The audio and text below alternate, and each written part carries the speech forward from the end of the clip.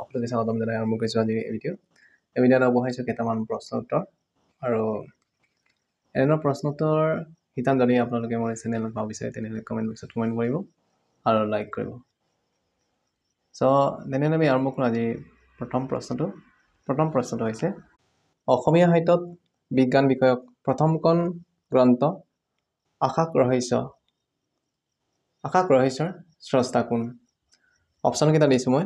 Option কেইটা হৈছে Satyanath Bora, option B Lakshminath Bezbaruah, option C Amrit Phukandev Adhikari, option D doctor Bhabendranath Saikia. Option কেইটাৰ ভিতৰত শুদ্ধ উত্তৰটো হৈছে অপশ্যন এ সত্যনাথ বৰা। অসমীয়া সাহিত্যত বিজ্ঞান বিষয়ক প্ৰথমখন গ্ৰন্থ আকাশ ৰহস্যৰ স্ৰষ্টা হৈছে সত্যনাথ বৰা। আৰু দ্বিতীয় প্ৰশ্নটো হৈছে সত্যনাথ বৰাৰ প্ৰথমখন গ্ৰন্থৰ নাম কি? অপশ্যন কেইটা হৈছে option A Sarathi, option B Chintakali, option C Gitawali, option D Sahitya Bichar. Option কেইটাৰ ভিতৰত শুদ্ধ উত্তৰটো হৈছে অপশ্যন চি গীতাৱলী। সত্যনাথ বৰাৰ প্ৰথমখন গ্ৰন্থৰ নাম হৈছে গীতাৱলী। পিছৰ প্ৰশ্নটোলৈ আমি যাওঁ। 3 নম্বৰ প্ৰশ্নটো হৈছে ধোঁৱাকুলীয়া শব্দটোৰ আবিধানিক অৰ্থ কি? অপশ্যন এ অতি দুখীয়া, অপশ্যন বি অতি খৰচী, অপশ্যন চি অতি কৃপণ, অপশ্যন ডি অতি জ্ঞানী। আৰু অপশ্যন কেইটাৰ ভিতৰত শুদ্ধ উত্তৰটো হৈছে অপশ্যন বি অতি খৰচী। ধোঁৱাকুলীয়া শব্দটোৰ আবিধানিক অৰ্থ হৈছে অতি খৰচী।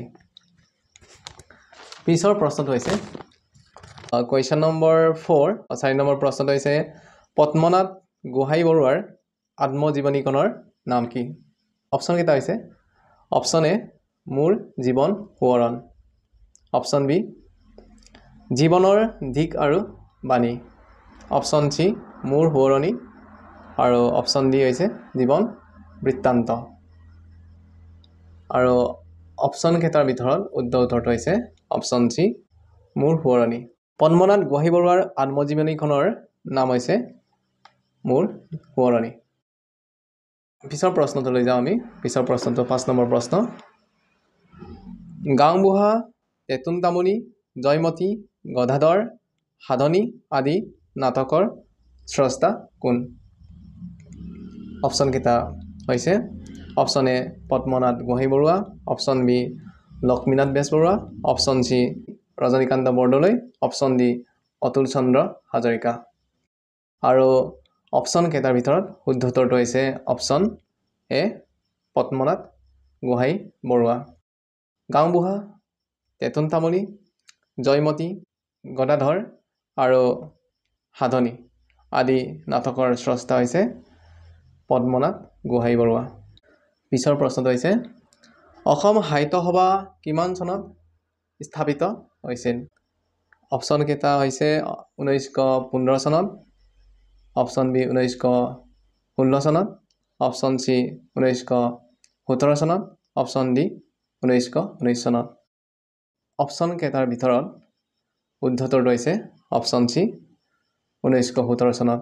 অসম সাহিত্য সভা 1917 চনত স্থাপিত হৈছিল। পিছৰ প্ৰশ্নটো হৈছে 7 নম্বৰ কুৱেশ্যনটো হৈছে অসমীয়া ব্যাকৰণ আৰু ভাষাতত্ত্ব নামৰ গ্ৰন্থখনৰ প্ৰণেতা কোন?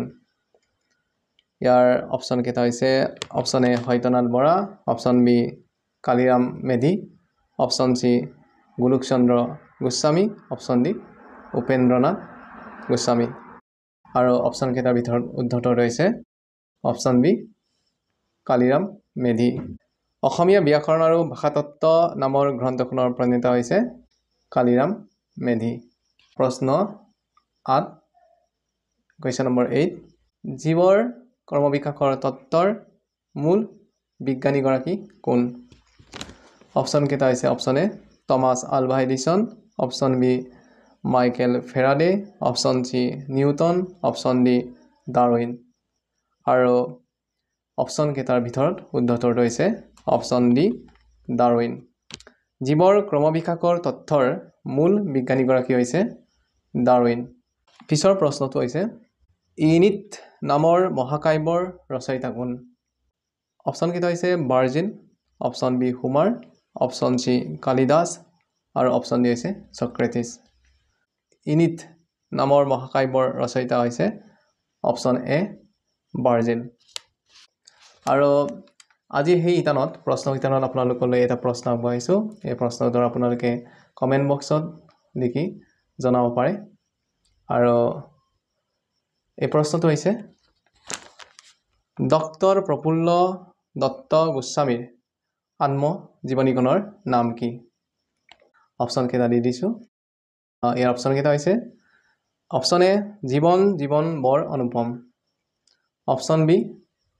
জীৱন বৃত্ত আৰু অপশ্যন চি এৰি অহা দিনবোৰ অপশ্যন ডি মনৰ ফকি উভতি ঘূৰে এই প্ৰশ্নটোৰ উত্তৰ আমাৰ পিছৰ প্ৰশ্ন উত্তৰ শিতানত আগবঢ়োৱা হ'ব আৰু এই প্ৰশ্ন উত্তৰ আপোনালোকে কমেণ্ট বক্সত কমেণ্ট কৰি জনাব পাৰে আৰু আজি এই প্ৰশ্ন উত্তৰ শিতান আপোনালোকৰ কেনে লাগিল কমেণ্ট বক্সত কমেণ্ট কৰিব আপোনালোকে মোৰ চেনেলটো ছাবস্ক্ৰাইব কৰি দিব আৰু ভাল পালে লাইক কৰিব থেংক ইউ ফৰ ৱাচিং মাই ভিডিঅ'